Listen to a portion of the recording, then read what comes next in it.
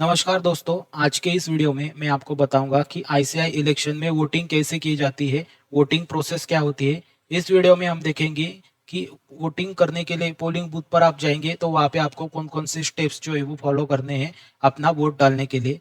साथ ही साथ आपको एक वैलिड वोट जो है वो कैसे डालना है, आपने दिया हुआ वोट वोट वैलिड हो, इसके लिए ज़रूरी है कि आपने अच्छे से वोट जो है वो डाला हो।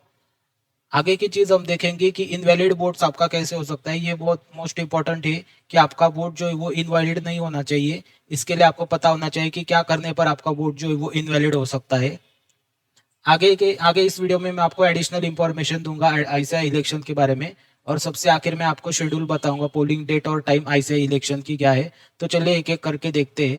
सबसे पहली चीज, जब आप वोट करने के लिए जाओगे, on entering polling booth you should directly proceed to person in charge of identification document required at booth, PAN और आधार और मेंबरशिप कार्ड। तो सबसे पहले जब आप वोट करने के लिए जाओगे तो वहाँ पे जो पोलिंग पर्सन इन चार्ज होगा उसके पास आपको जाना है और आपके पास जो भी डॉक्यूमेंट आइडेंटिफिकेशन है वो उसको दिखाना है। जैसे आपके पास पैन कार्ड हो, आधार कार्ड हो या आईसीआई ने दिया हुआ मेंबरशिप कार्ड हो, तो वो आपको वहाँ पे person in charge of identification जो है उसे दिखाना है। उसके बाद वो इंसान जो है he will announce your identity, तो वो आपकी आइडेंटिटी वो जो है वो अनाउंस करेगा। उसके बाद एक बार आइडेंटिटी जो है वो एस्टेब्लिश हो गई तो वो आपको सेपरेट बैलेट पेपर देगा सेंट्रल काउंसिल के लिए और रीजनल काउंसिल के लिए। After identity establish you will be given separate ballot papers for central and regional councils. उसके बाद अगला स्टेप्स जो आपको फॉलो करना है वो, you should forth proceed to secret chamber for recording your votes. इसके बाद आपको वो दो बैलेट पेपर्स लेके सेंट्रल काउंसिल का और रीजनल काउंसिल का चले जाना है सीक्रेट चैम्बर में वोट डालने के लिए। वहां पे सीक्रेट चैम्बर में आपको वोट जो है वो देना है। वोट कैसे देना है मैं आपको अगले स्टेप में बताऊंगा। यहाँ पे वोट डालने के बाद after recording your votes on ballot paper, fold the two ballot paper separately. जो सेंट्रल काउंसिल का बैलेट पेपर है और रीजनल काउंसिल का जो बैलेट पेपर है, दोनों को अच्छे से फोल्ड करना है। Leave the secret chamber and insert the ballot paper in respective ballot boxes provided for central council and regional council in the presence of polling officer. तो जो बैलेट पेपर से दो बैलेट पेपर से central council का और regional council का, दोनों को आपको सेपरेटली फोल्ड करना है। और फोल्ड करने के बाद जो रिस्पेक्टिव बैलेट बॉक्सेस है सेंट्रल काउंसिल का सेंट्रल काउंसिल में और रीजनल काउंसिल का जो बैलेट पेपर है वो रीजनल काउंसिल के बॉक्सेस में आपको डालना है। ऐसा करने पर आपकी वोटिंग जो है वो हो जाएगी। आगे देखते हैं कि आपको वैलिड वोट्स जो है वो कैसे डालने हैं। वैलिड वोट्स डालने का तरीका जो है वो, place the numeral number in box opposite the name of candidate for whom you want to vote, write preference in only numeric form like 1 2 3 4 and so on. आपको प्रेफरेंशियल टाइप से voting जो है वो करनी है। जिस भी कैंडिडेट को आप वोट करना चाहते हो उसके आगे जो बॉक्स दिया है उसके अंदर न्यूमेरिक फॉर्म के अंदर आपको 1 2 3 4 जो है वो लिखना है। You may place on your ballot paper the numbers 2, 3, 4 and so on in order of your preference up to maximum number of preferences। जितने कैंडिडेट है उसके हिसाब से आप वहाँ पे नंबर्स जो है वो लिख सकते हो। साथ ही साथ you may put cross mark against whom you do not desire to mention any preference. साथ ही साथ इस प्रकार के क्रॉस मार्क जो है वो बॉक्स जो दिया है उसी में आपको क्रॉस मार्क जो है वो लिखना है।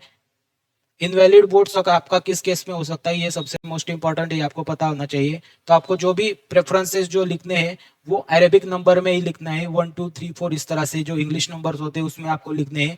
यही जो है वो वैलिड प्रेफरेंस जो है वो आपको माना जाएगा। Remember ballot paper shall be valid if, Roman number अगर आप लिखते हैं इस तरह से तो वो इनवैलिड समझे जाएंगे, इस तरह के रोमन नंबर आप लिखते हो तो। साथ ही साथ अगर आप ABCD इस तरह से रैंकिंग देते हो या प्रेफरेंस लेते हो तो भी वो इनवैलिड माना जाएगा। साथ ही साथ वर्ड्स में अगर आप लिखते हो 1 2 3 4 तो वो भी इनवैलिड माना जाएगा। साथ ही साथ आपको टिक मार्क वगैरह नहीं करना है, ना ही किसी प्रकार की मार्किंग बैलेट पेपर के ऊपर करनी है। आपको नंबर जो है वो इसी तरह से देने हैं 1 2 3 5, जो इंग्लिश नंबर हम आमतौर पर कहते हैं वैसे ही आपको रैंकिंग जो है वो करनी है, वही वैलिड है। यहाँ पे नीचे कुछ चीजें जो आपको ध्यान में रखनी है, राइटिंग और marking anything outside the designated areas is prohibited. आपको कोई किसी भी आउटसाइड एरिया, मतलब जहाँ पे रैंकिंग वगैरह लिखी उसके अलावा किसी भी एरिया में कोई नंबर या कोई भी चीज लिखनी नहीं है। कोई भी वोटर की साइन वगैरह भी आपको नहीं करनी है। साथ ही साथ कोई words, figure marks, identification mark आपको बैलेट पेपर के ऊपर नहीं डालने। जब आपको बैलेट पेपर मिलेगा तो एक चीज आपको ध्यान में रखनी है कि वो प्रॉपरली प्रिंटेड होगा। अगर खराब प्रिंटेड या हाफ प्रिंटेड अगर बैलेट पेपर होगा तो वो बाद में काउंटिंग में काउंट नहीं किया जाएगा। तो आपको जब बैलेट पेपर मिलेगा तभी आपको अच्छे से चेक कर लेना है कि वो बैलेट पेपर जो है वो अच्छे से प्रिंट है या नहीं।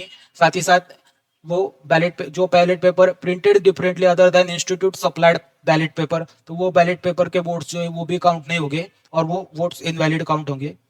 वो बैलेट पेपर्स जो है वो भी इनवैलिड काउंट हो गए जिसमें नंबर 1 जो है वो मार्क नहीं किया गया है। तो आपको मिनिमम एक रैंक जो है वो किसी को तो देना ही है। तो आपको एक रैंक जो है वो देना है। उससे आगे के रैंक है नंबर 3, 4, 5, वो आपके ऊपर ऑप्शनल है, आपको देना है नहीं देना है आपके ऊपर है। लेकिन मिनिमम रैंक 1 जो है वो तो आपको देना ही है।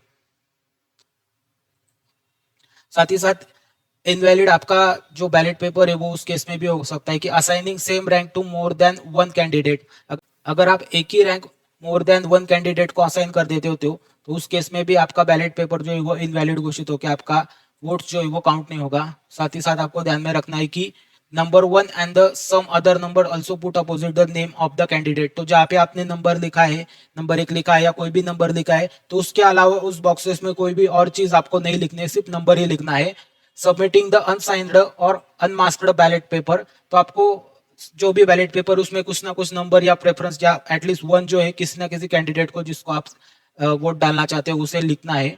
डैमेज, म्यूटिलेटेड और its identity as genuine is can not be establish. तो ऐसे बैलेट पेपर जो डैमेज है, म्यूटिलेटेड है, जिसकी जेन्युइन बैलेट पेपर के नाम पे आइडेंटिटी एस्टेब्लिश नहीं हो सकती, तो वो बैलेट पेपर जो भी इनवैलिड जो है वो घोषित होगा। तो आपको एज अ वोटर 3 चीजें ध्यान में रखनी है कि आपको किसी भी बैलेट पेपर के ऊपर साइन जो है वो नहीं करना है। Do not right anything other than preference number. आपको बैलेट पेपर के ऊपर प्रेफरेंस नंबर के अलावा और कोई भी चीज मेंशन नहीं करनी है।